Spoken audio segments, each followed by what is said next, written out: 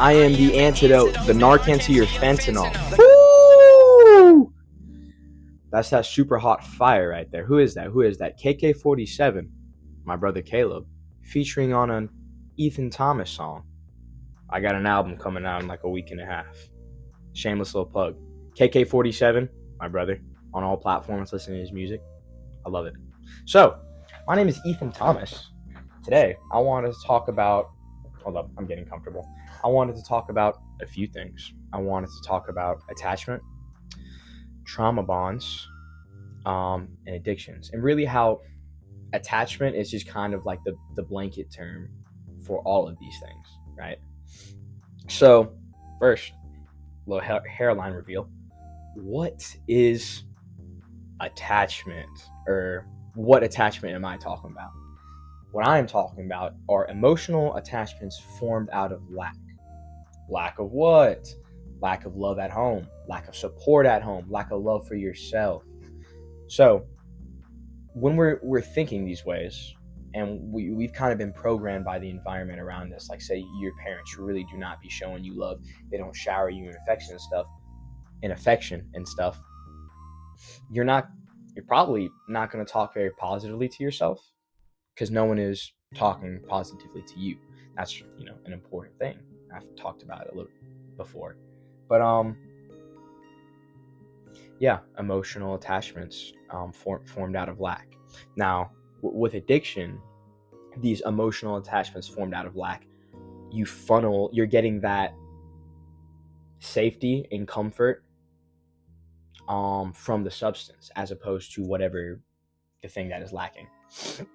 So, for example, your dad may not have just been there. He may have worked a lot and not really showered you in affection and wasn't really your friend growing up.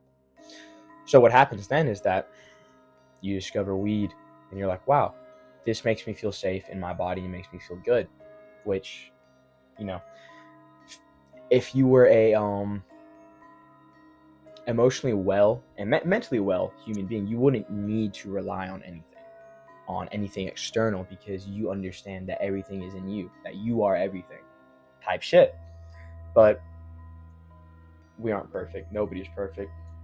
And stuff like that happens. But yeah, I also want to say that I believe substances, nicotine, marijuana, and psychedelics can be used as therapeutic tools, as coping mechanisms.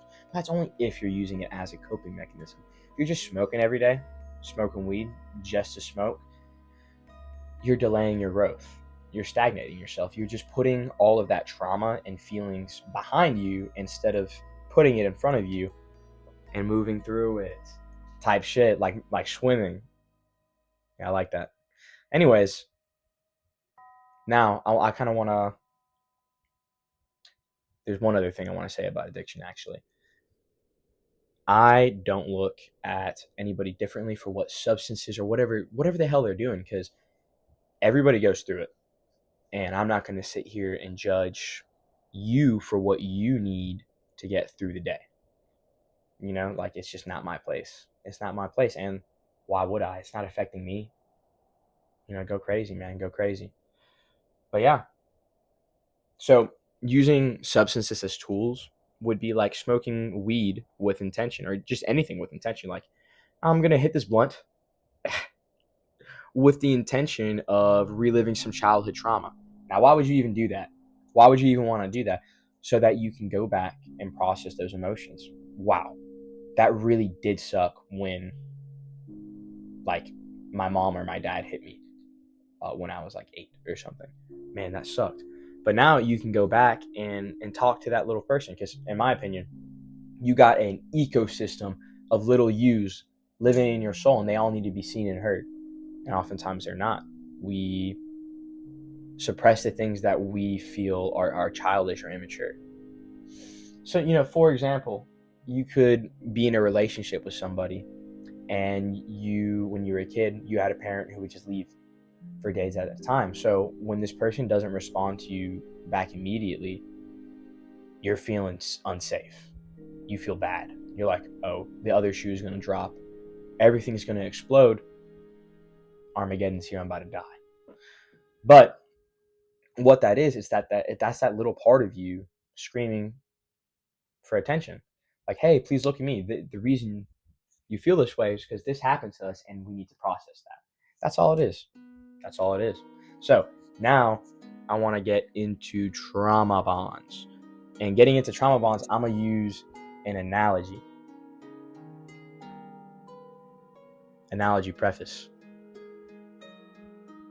So the analogy is, say you have this blanket, right? And when you were a kid, your parents would argue really, really loud, really, really hard. So you would just go grab your little blankie and you'd go lay down with it. And it would provide this feeling of safety, of comfort, of home, feelings that your parents weren't providing for you. So as you get older, you start to outgrow the blanket because, unfortunately, some blankets only come into our lives. I got a lower power thing right there. Some blankets only come into our lives to provide us a lesson. Everything is temporary, nothing lasts forever, and that's okay.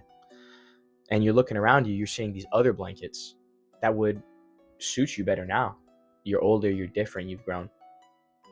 But you won't allow yourself to go see these things and explore these things because it's like, well, this blanket was with me during the shit. But now this blanket stinks like shit. And it's got like burn holes in it, and it's just not a really great blanket anymore, right? Now, I'm not really talking about blankets. I'm talking about people here and trauma bonds when they form. In the beginning, you both could have been going through the worst things ever, and you guys could have been saving each other from that. But really, it's just a distraction. So eventually, once the ability to distract runs out, the trauma bonded couple often falls into avoidant and anxious attachment. One of them is like, well, people have left me in the past. People have abandoned me in the past. So I am going to anxiously, nervously, excitedly pour all my love into you. Everything I am into you. And I'm never going to leave you alone. I'm always going to be texting you type shit.